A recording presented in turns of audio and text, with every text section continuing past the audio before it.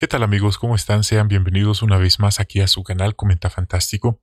En esta transmisión vamos a estar considerando el discurso de los tesoros para esta semana, titulado ¿Cómo intentan debilitarnos nuestros enemigos? Y aquí podemos ver en la imagen a estos asirios, quienes eran acérrimos enemigos del pueblo de Dios Israel. La intención, el propósito de ellos era exterminarlos. Y para esto ellos crearon diferentes estrategias y entre las cuales queremos hacer mención de un dicho, de una expresión que la hemos escuchado en muchas partes.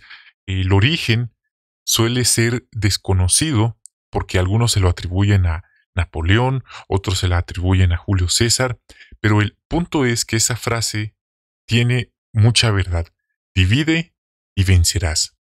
Esa es la frase que muchos estrategas militares han usado, y en este caso estos asirios querían dividir a los israelitas para poder vencerlos.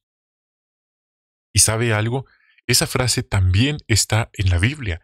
De hecho, cuando nuestro Señor Jesucristo dijo, todo reino dividido contra sí mismo no puede mantenerse en pie. Nota, ese es el equivalente a esta expresión de dividir para poder vencer.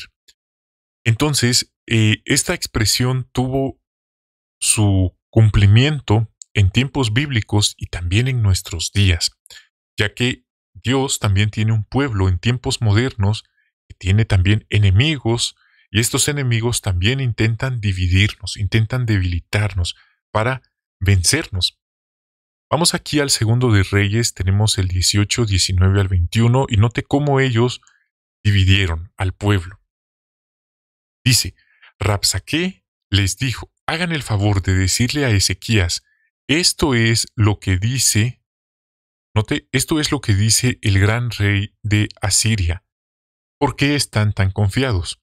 Tú dices, tengo una estrategia, cuento con fuerzas militares para la guerra, pero son palabras vacías. ¿En quién confías? Dice allí. Luego, ¿en quién confían ustedes para que se atrevan a rebelarse contra mí? Mira, ¿confías en el apoyo de Egipto? Esa caña quebrada que si alguien se apoya en ella, se le clava y atraviesa la mano. Así es el faraón, el rey de Egipto, con todos los que confían en él. Este hombre dio a entender que había una alianza entre el rey de Egipto junto con el rey de Israel. Y también afirmó que él tenía la autorización de parte de Jehová. Pero esto era totalmente falso, no había ninguna alianza entre ellos dos, y tampoco Jehová le había dado a este enemigo autorización para atacar al pueblo de Dios. Entonces ahí él sembró la duda. Él les hizo ver que hasta Dios tenía el respaldo y la aprobación de esta persona.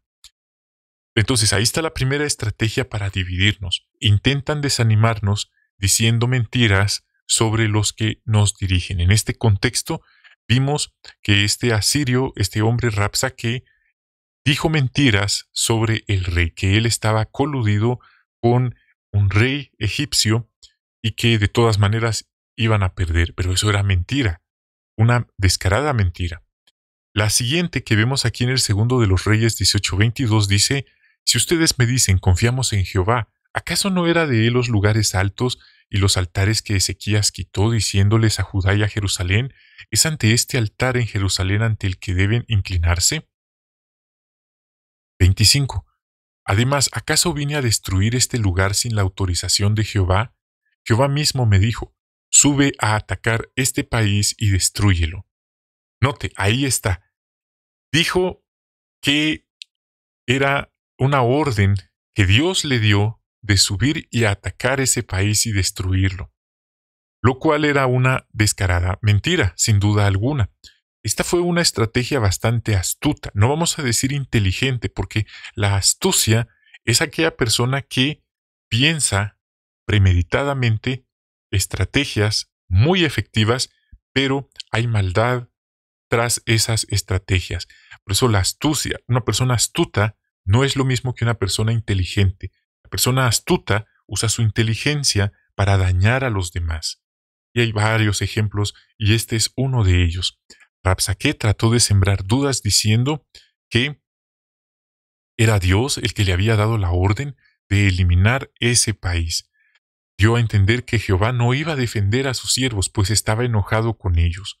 Pero Dios estaba muy complacido con el rey Ezequías y con los judíos que habían regresado a la adoración verdadera. Veamos ahora la tercera estrategia. Intentan que desobedezcamos a Jehová haciéndonos falsas promesas. Dice aquí cómo él les hizo esta falsa promesa. No escuchen a Ezequías, porque esto es lo que dice el rey de Asiria. Hagan la paz conmigo y ríndanse. Así todos ustedes podrán comer de su vid y de su propia higuera y beber de su propia cisterna, hasta que yo venga y los lleve a una tierra como la suya, una tierra de cereales, vino nuevo, tierra de pan, viñas, una tierra de olivos y miel, y entonces podrán seguir viviendo, no morirán. No escuchen a Ezequías, porque los engaña cuando dice, Jehová nos salvará. Nota ahí la mentira, la falsa promesa que él les hizo, hasta suena como un texto bíblico, la promesa que él les hizo. Y esa fue la falsa promesa que este hombre, Rabsaqué, le hizo a los israelitas.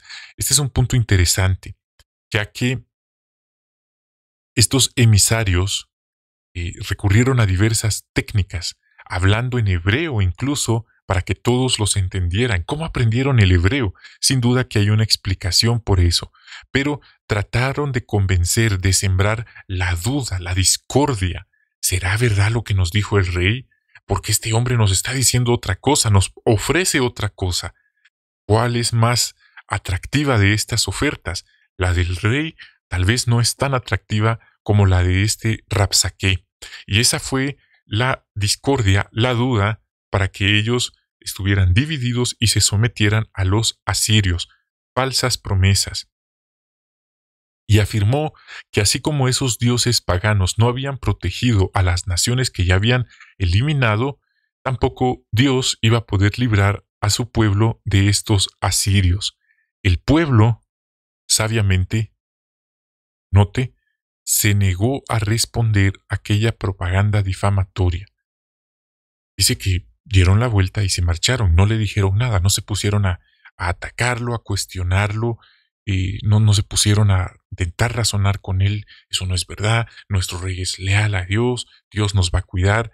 Ellos no, ni siquiera le pasaron atención. Y ese para nosotros también es un modelo que debemos de imitar. ¿Por qué? Porque en nuestros días esta estrategia también se repite. En nuestros días también existe la persecución. De hecho, en tiempos pasados, por ejemplo, aquí se cita de el anuario de 1974, note cómo lo hicieron.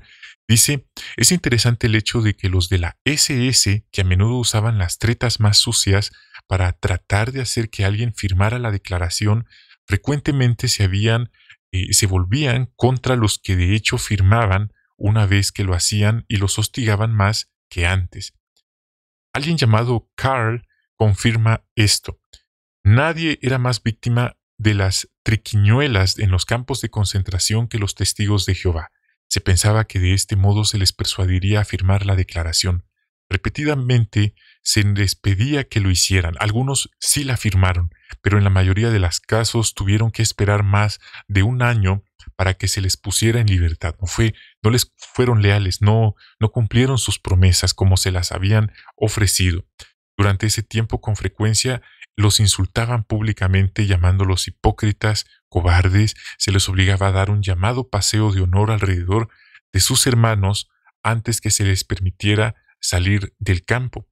Y otras publicaciones narran que hasta usaban cartas firmadas por la organización en aquel entonces por Nathan Knorr, donde decían que ellos daban su autorización, que ellos ya habían hecho un arreglo para que pudieran firmar esta declaración y que no pasaba nada si ellos también la firmaban. Claro, era una carta falsa, desde luego, pero eran artimañas, eran tretas muy astutas, muy deshonesta, se podría decir también, y algunos mordieron el anzuelo. Así que, hermanos, sea lo que sea que nos digan nuestros hermanos, recuerde, debemos confiar siempre en Jehová. Debemos estar dispuestos a ser fieles a Él hasta el final.